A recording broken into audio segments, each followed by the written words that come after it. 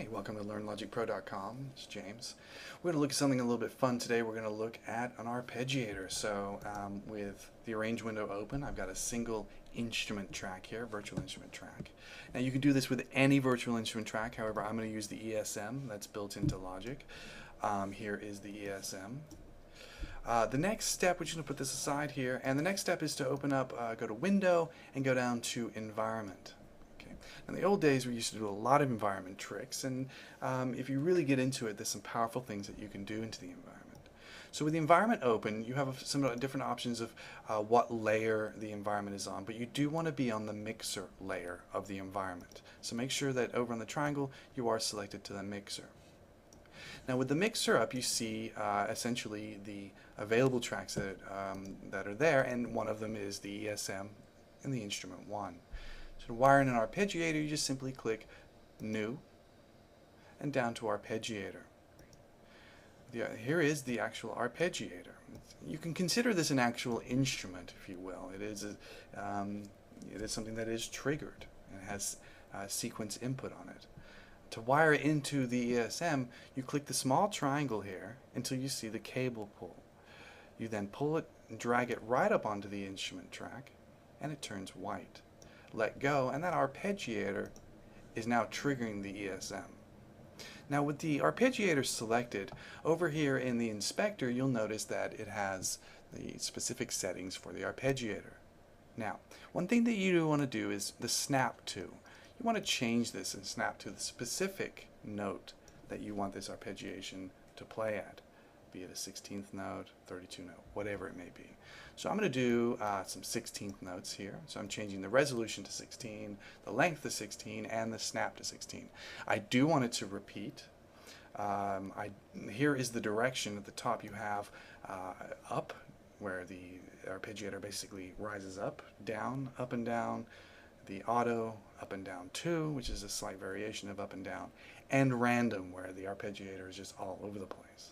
So I'm just going to do the up arpeggiator. You should probably try all of them. I'm just going to use the up one for now. You can change the velocity, have a specific velocity. If you wanted to pulse at a velocity that is fixed, you would change that here. Or you can have the original velocity, which is based on the input of the MIDI controller. Okay.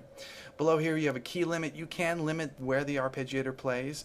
By default, the key limit is set to the entire keyboard. You want to make sure by clicking and dragging down, clicking and dragging up, but in this case, by default now, the key limit is the entire keyboard.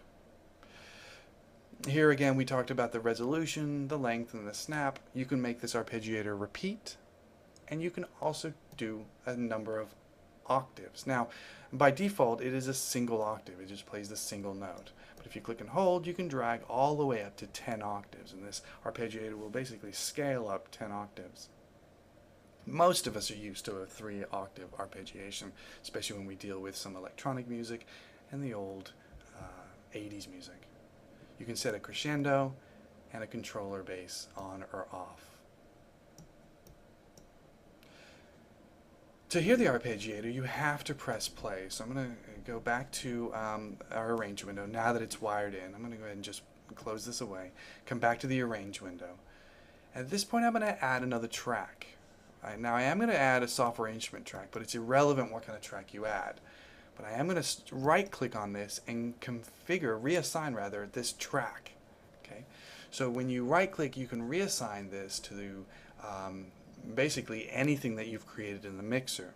Now, the first thing that you see in the list is the arpeggiator. Okay, so I'm going to select the arpeggiator.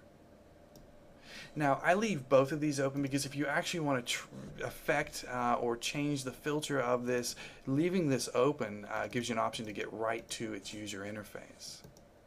Here, you don't have that option. Now if the arpeggiator is selected and you hit the triangle here, all of those options for changing and configuring the arpeggiator shows up here in this inspector as well. So what I'm going to do is I'm going to press play and I'm going to hear this arpeggiator.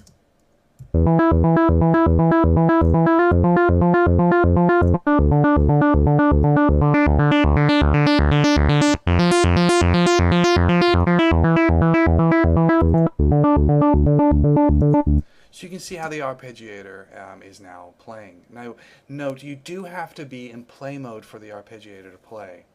And when you're bouncing, do make sure that you check in real time and offline that you are properly getting the arpeggiation that you want. Now we listened to one style of the arpeggiation. I'm going to change this here to random. Leave the velocity. We're going to change the direction to down, and this is what this sounds like. Now we're going to change this to up and down. Auto.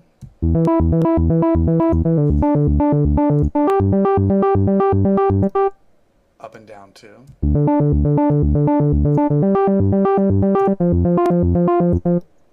And random.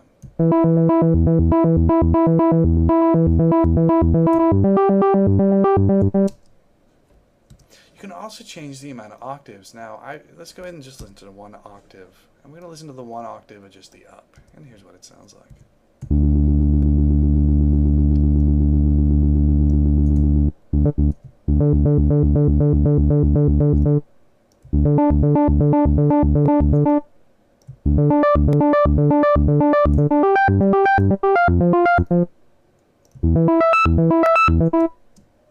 Now I'm going to change this to 3, and I'm going to show you a trick here. So if I press play and I hit one note, it just does that. But now if I add another one on top of it, playing them both at the same time, it adds that octave and starts stair-stepping.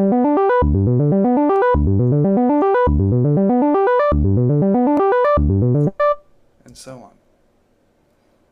Now once you've written in the MIDI parts for the arpeggiator, you can then select on the instrument, and here's where you can do automation or any specific changes to the instrument. And that's arpeggiation. LearnLogicPro.com.